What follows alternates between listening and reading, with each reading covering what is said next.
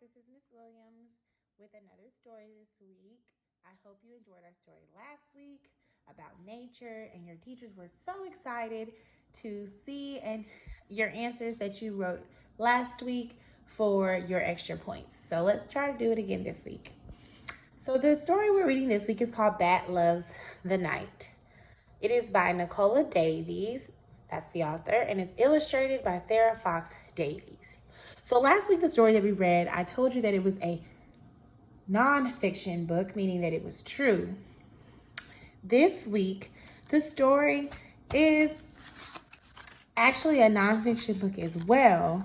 And the author's purpose of this book will be for us to learn facts about bats. So although you see that there's illustrations and not photographs last week, it's still a nonfiction book.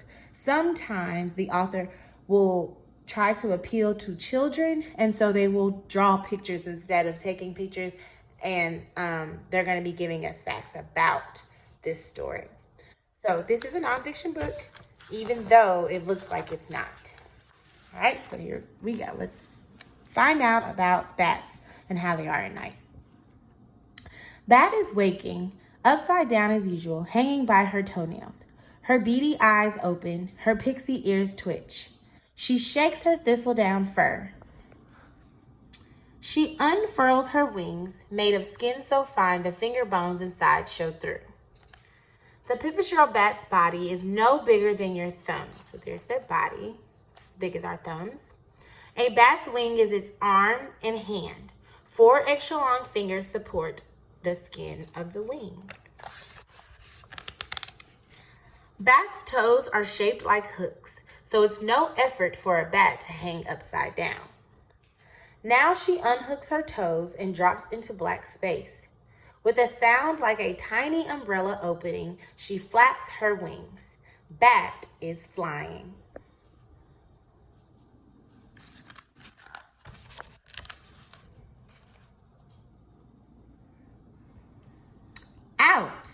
Out under the broken tile into the nighttime garden. Over bushes, under trees, between fence posts, through the tangled hedge, she swoops untouched. Bat is at home in the darkness as a fish is in the water. She doesn't need to see. She can hear where she is going.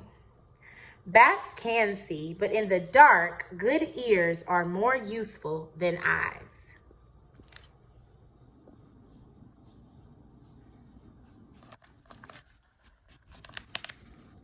Bat shouts as she flies, louder than a hammer blow, higher than a squeak. She beams her voice around her like a flashlight, and the echoes come singing back. They carry a sound picture of all her voice has touched. Listening hard, Bat can hear every detail, the smallest twigs, the shape of leaves. Using sound to find your way like this is called echolocation.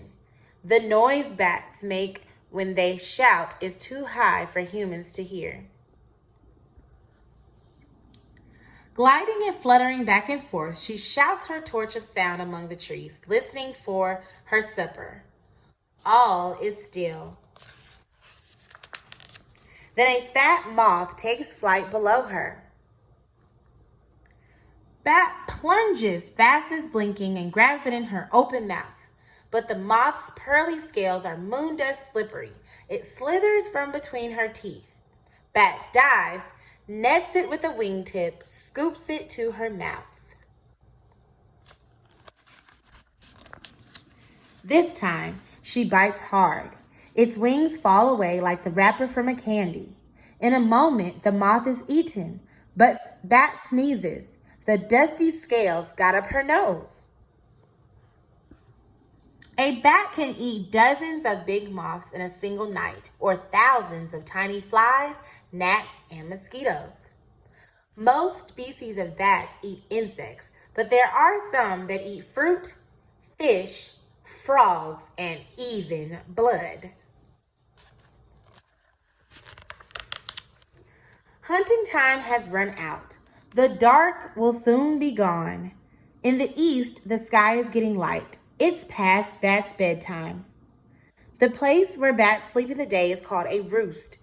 It can be in a building, a cave, or a tree, so long as it's dry and safe. She flies to the roof in the last shadows and swoops in under the broken tile. Inside, there are squeakings. 50 hungry batlings hang in a huddle, hooked to a rafter by oversized feet. But Bat lands and pushes in among them, toes first, upside down again. Baby bats can't fly. Sometimes mother bats carry their babies when they go out, but mostly the babies stay behind in the roost and crowd together to keep warm.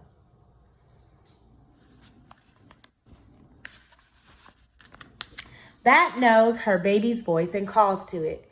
The velvet scrap batling climbs aboard and clings to Bat's fur by its coat hanger feet. Wrapped in her leather wings, the baby suckles Bat's milk. Baby bats drink mother's milk until they learn to fly at a few weeks old. Then they can leave the roost at the night to find their own food.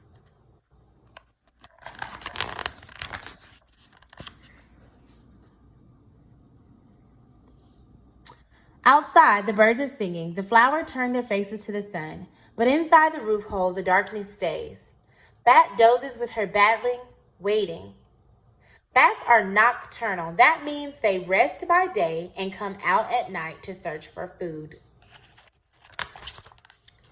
When the tide of night rises again, Bat will wake and plunge into the blackness, shouting. Bat loves the night.